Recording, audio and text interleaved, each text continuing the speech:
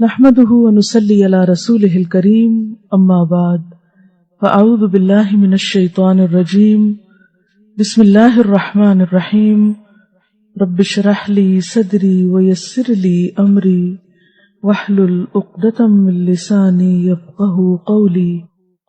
آپ نے دجال کے بارے میں کیا سن رکھا ہے؟ بہت سی باتیں سنی سنائی ہیں نا۔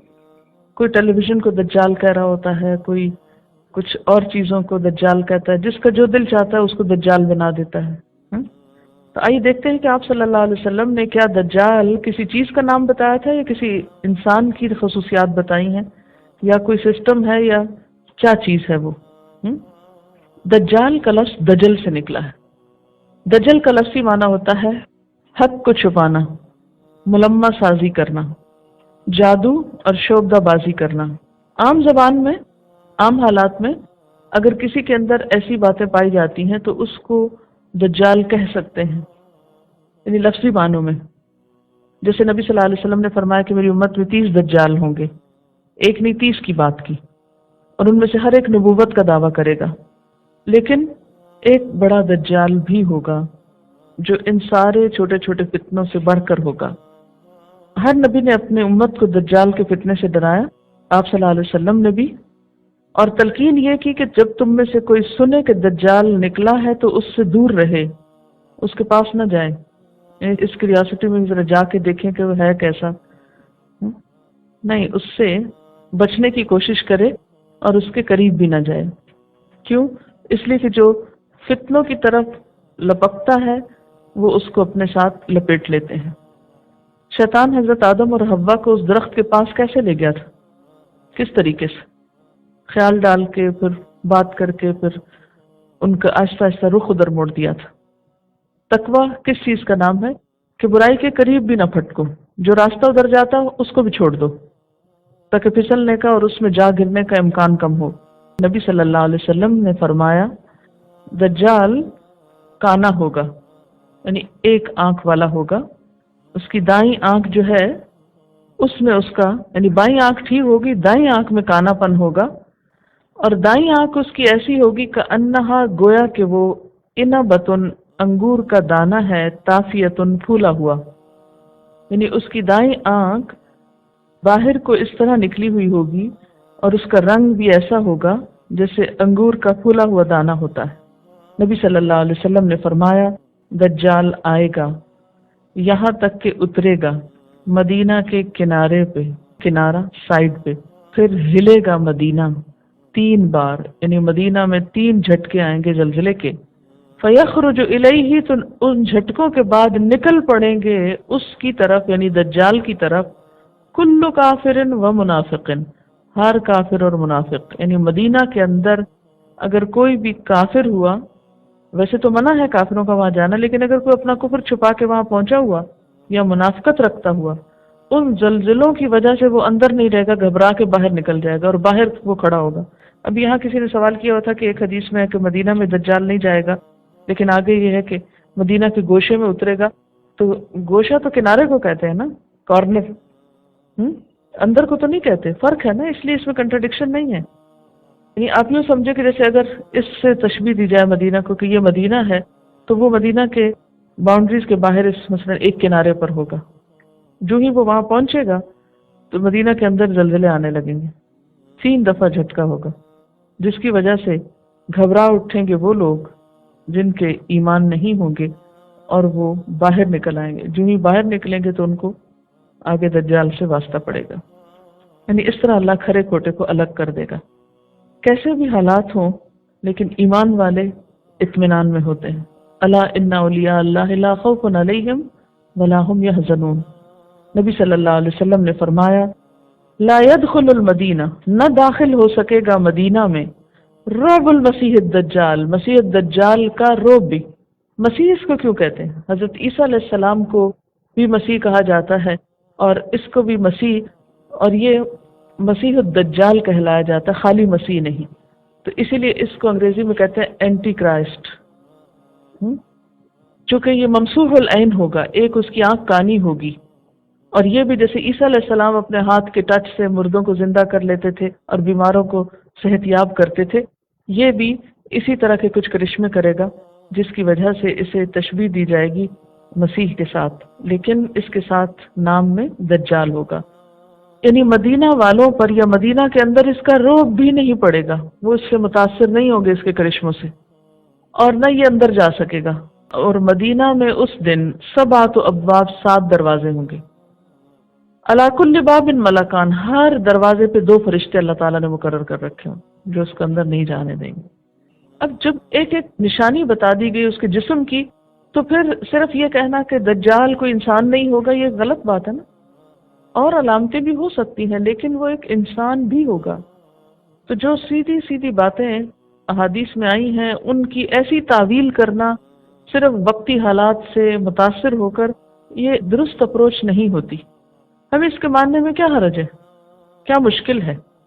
کوئی ایک شخص ایسا ہو سکتا ہے جس کے اندر یہ چیزیں ہوں، وہ خدائی کا دعویٰ کرے اور وہ ساری باتیں کرے جو بتائی گئی ہیں۔ کیا فرعون نے خدائی کا دعویٰ نہیں کیا تھا؟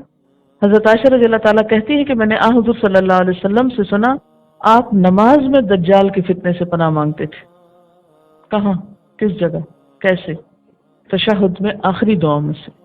حضرت حذیفہ نبی صلی اللہ علیہ وسلم سے روایت کرتے ہیں کہ آپ نے دجال کے بارے میں فرمایا ان معہ ماء، اس کے ساتھ پانی ہوگا، ونارن، اور آگ ہوگی، یعنی دجال کے ساتھ پانی اور آگ ہوگی۔ فنارہ ماؤن، تو اس کی آگ اصل میں پانی ہوگا، باردن، ٹھنڈا، وماؤہ، اور اس کا پانی جو نظر آئے گا، نارن، وہ آگ ہوگی۔ ان چیزوں کی حقیقت کچھ ہوگی نا، کرشمہ اور شوبدہ بازیاں کرے گا، کہ جو چیز بظاہر آگ نظر آئے گی وہ حقیقت میں ٹھنڈک ہوگی، ٹھنڈا پانی ہوگا، اور جو چیز بظاہر پانی نظر آئے گا وہ حقیقت میں آگ ہوگی۔ وہ لوگوں کو اپنی طرف بلائے گا تو لوگ اس کے دھوکے میں آ جائیں گے، آگ سے ڈریں گے اور پانی کو لے لیں گے، جس سے ان کے ایمان میں خلل آ جائے گا۔ حضرت انس رضی اللہ تعالی عنہ نبی صلی اللہ علیہ وسلم سے روایت کرتے ہیں ما بعث نبی، نہیں بھیجا گیا کوئی نبی، الا مگر انذر امتہ، اس نے اپنی امت کو خبردار کیا، الاعور الکذاب، کانے کذاب سے، الا انہ اعور، سنو بے شک وہ کانا ہوگا، وان ربکم لیس بآور، تمہارا رب کانا نہ ہوگا، وان بین عینیہ مکتوب، اس کی 2 آنکھوں کے درمیان میں لکھا ہوگا، کافر، کافر۔ فیہ ابو ہریرہ، اس حدیث کے راویوں میں ابو ہریرہ بھی ہیں، ابن عباس بھی ہیں، یعنی حضرت انس کے علاوہ ان 2 صحابہ نے بھی یہ حدیث روایت کی۔ لیکن یہ کافر پڑھنے کے لیے ایک بصیرت چاہیے ہوگی نا، دل کا نور چاہیے ہوگا، ہر شخص کو نظر نہیں آئے گا۔ کچھ چیزیں ظاہری آنکھ سے نظر آتی ہیں اور کچھ کے لیے اندر کی بصیرت چاہیے ہوتی ہے، جب انسان ان کو پہچان سکتا ہے۔ عام لوگوں کا حال کیا ہوتا ہے، وہ صرف ظاہری چیزوں کو دیکھ کر اس سے متاثر ہو جاتے ہیں۔ نبی صلی اللہ علیہ وسلم نے فرمایا دجال پر مدینہ کے اندر جانا حرام کر دیا گیا، محرم علیہ۔ پھر وہ کیا کرے گا، مدینہ کے باہر ایک کھاری زمین پہ اترے گا جو مدینہ کے قریب ہوگی۔ اس وقت مدینہ والوں میں سے ایک آدمی جو سب میں اچھا آدمی ہوگا اس کے پاس جائے گا اور کہے گا میں گواہی دیتا ہوں کہ تو وہی دجال ہے جس کا ذکر نبی صلی اللہ علیہ وسلم ہم سے فرما گئے۔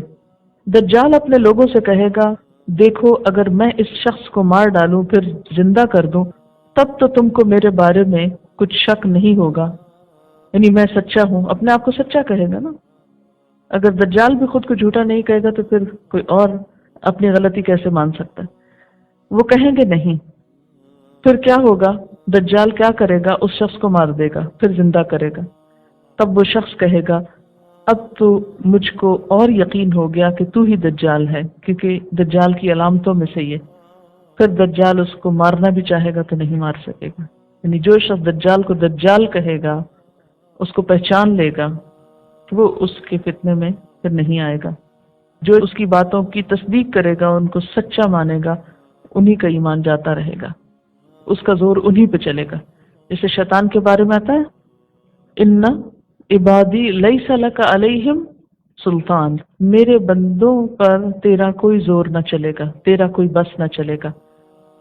اور اس کا کتنا بڑا دھوکہ ہوگا نا کہ لوگوں کو اپنی سچائی ثابت کرنے کے لیے مردے کو زندہ کر دکھائے گا، خود ہی مارے گا، خود ہی زندہ کرے گا۔ لوگوں کے ایمان کی ایک آزمائش ہوگی۔ اب آپ دیکھیں کہ یہ آزمائش کیسی آزمائش ہے نا۔ آج کے دور میں ہمارے ایمان کی آزمائش کیا ہے؟ ہم کس چیز پر ایمان لاتے ہیں؟ ایمان کا معیار کیا ہے ہمارا؟ یؤمنون بالغیب ہے؟ کیا ہے؟ جی ہم ہر اس چیز کو مانتے ہیں جس کو ہماری آنکھیں دیکھ لیں، تو ہم یہ کہیں گے کہ ہم کیسے اس کو جھوٹا مانگیں، ہماری تو آنکھوں نے یہ بات ایسے دیکھی، ہم تو چشمدید گواہ ہیں۔ یہی سے تو فرق ہو جائے گا۔ کتنا بڑا امتحان ہے نا، ایمان کی آزمائش یہی چیز سے ہے کہ ایک چیز بظاہر کچھ بھی نظر آئے لیکن اس کی اصل حقیقت وہی مانی جائے جو اللہ کے رسول صلی اللہ علیہ وسلم نے بتا دی۔ اس سے کیا پتہ چلتا ہے کہ سب سے زیادہ فتنے کا زمانہ تو وہ ہوگا جس میں جھوٹ اور سچ میں تمیز مشکل ہو جائے گی، حق اور باطل میں فرق دوبھر ہو جائے گا۔ Confusion confusion confusion. آج کی مشکل کیا ہے؟ ہم ہر چیز میں آرگیومنٹ کرتے ہیں، ہم کہتے ہیں کہ ثابت کر کے دکھاؤ، پروف کرو، اور چاہے کوئی شعبدہ بازی سے کچھ پروف کر دے اس پر ایمان لے آتے ہیں، اس کو مان لیتے ہیں، اور جو اصل ایمان کے حقائق ہیں ان پہ یقین نہیں آتا۔ حدثنا عبداللہ بن مسلمہ عن مالک عن نعیم بن عبداللہ المجمری عن ابی ہریرہ قال قال رسول اللہ صلی اللہ علیہ وسلم علی انقاب المدینہ ملائکۃ، مدینہ کے راستوں پر فرشتے ہیں، لا يدخلها الطاعون، اس میں طاعون داخل نہ ہوگا، ولا الدجال، اور نہ دجال۔ یعنی مدینہ کو فرشتوں نے گھیرا ہوا ہے، وہ اس کی حفاظت کرتے ہیں، اس کی وجہ سے اس میں دجال اور طاعون داخل نہ ہو سکیں گے۔ حدثني يحيى بن موسى حدثنا يزيد بن هارون اخبرنا شعبة عن قتادة عن انس بن مالك عن النبي صلى الله عليه وسلم قال المدينة يأتيها الدجال فيجد الملائكة يحرسونها فلا يقربها الدجال قال ولا الطاعون ان شاء الله۔ انس بن مالک کہتے ہیں نبی صلی اللہ علیہ وسلم نے فرمایا کہ مدینہ اس میں دجال نہ آ سکے گا، یعنی اس کے پاس تو آئے گا لیکن اندر نہ آ سکے گا۔ المدینہ تو مدینہ یأتیہ الدجال، اس کے پاس تو آئے گا دجال، فیجد الملائکہ، پھر وہ دجال پائے گا فرشتوں کو، یحرسونہا، کہ وہ اس کی حفاظت کر رہے ہیں، پہرے داری کر رہے ہیں، فلا یقربہا، تو نہ قریب جا سکے گا اس کے الدجال دجال، قالا کہا ولت تعاون، اور نہ تعاون، انشاءاللہ، اگر اللہ نے چاہا۔ انشاءاللہ آپ نے کیوں کہا؟ کہ ہو سکتا تعاون کسی وقت پہنچ جائے، لیکن عمومی حفاظت ہے۔ گمراہیوں کی رات میں